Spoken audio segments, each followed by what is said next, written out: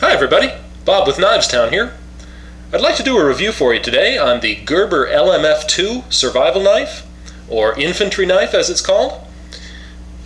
It arrives with this ASEC system, this webbing affair, which is, I'll go into a little more detail on, but the sheath itself has two snaps on it at the handle, and this color, by the way, is called foliage green, is what they term it. But the handle has two real good rugged snaps on it that open like that, and the knife draws from the sheath. This portion here, which contains the blade, is a tough fiberglass reinforced nylon. The knife is held in by friction, and it's drawn. There you go. I'll get to that in just a minute. Let's take a look at this sheath.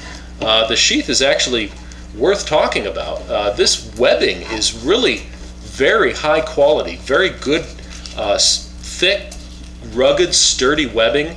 And it has on the back of it here, I don't know if you can see this, but there's, I'll try to get a close-up of that for you, but there's 6 lines of stitching on there. Those lines right there are, this is like a rubber thread, a rubberized stitching.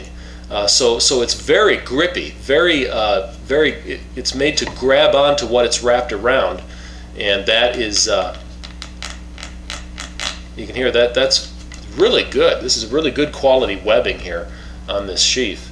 The sheath has several advantages. At this point right here of the sheath, there is a sharpener, and if you can see in there, there is down at this portion at the bottom, there are a couple of carbide tines where the knife would be inserted through the sheath this way and drawn out, pulled out to do some quick field sharpening. The sheath is MOLLE compatible, and it is made to be worn in several positions. One position would be around the waist. So that's the standard wear, or it could be worn on the thigh, okay, or it could be also worn down on the shin, on the calf, and it can be, or this strapping and webbing can be taken off, and just the sheath alone, just this portion alone would be worn, say perhaps on a MOLLE compliant vest. So it's really a good sheath, very good sheath, very good high quality sheath. But onto the knife itself, the knife has a blade that is 4.8 inches, and the overall length of the knife is 10.5 inches. The weight is 11.7 ounces. So that's just the knife only, and that's a pretty good weight. It's a good weight for a survival knife where you're going to be doing you'll be doing some chopping, some building shelter, these different kinds of things. It's got some good heft to it. The steel is the Sandvik 420 high carbon steel, and the knife has a number of features on it that would come in very handy in the field. The blade, of course, is, I'll give you a close-up on that. The bevel doesn't begin until about halfway through, and then it's just flat ground from there. You can see here, there's still a little bit of oil on the blade there.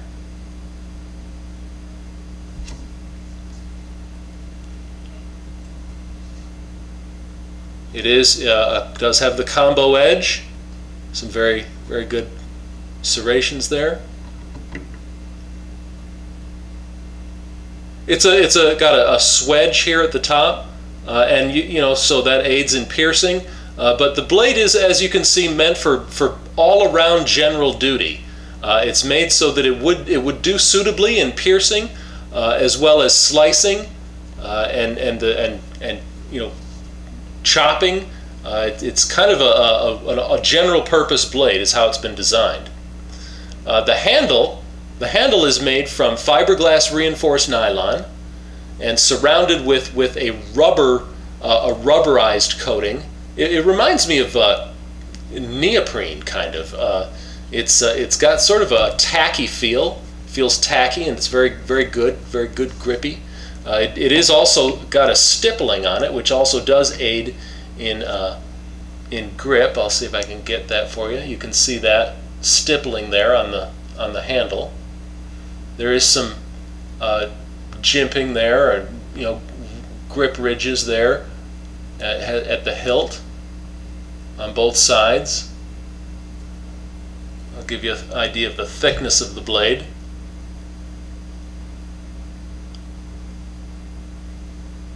That's of course full tang construction, as you would expect, but in this particular model, the steel does end right about here, right about there. It ends because it is isolated from the butt cap, and that was done on purpose so that any shock that is experienced here at this end is isolated from the blade, and makes it a little bit easier. Rather than transmitting that shock all the way through the steel.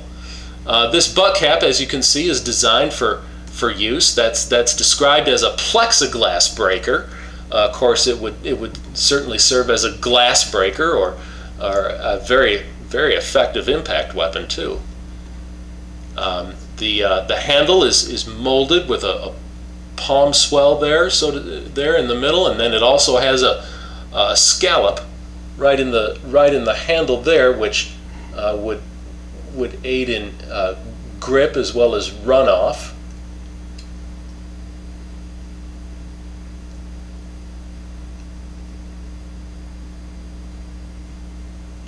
There are holes drilled in the handle here, and then two up here.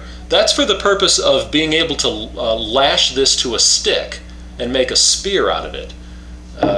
Gerber does supply some different suggestions on the use of this. Here you can see it's being used as a hammer. Here is that plexiglass breaker I mentioned. There it is being used as a spear, and then here is the sharpening. It's being shown drawn through the sheath and being sharpened. There it is on the hip, down on the leg, and like I say, MOLLE compatible. This is a really solidly made knife. It's a good kit. You've got a really good sheath with this, and this is a solid, well-built, rugged, general-purpose knife. I really believe this is a very good knife. There's been a lot of good comments made about this knife, and it's earned a reputation. So that's what you get right there. Well, very good. Well, thanks a lot. See you again.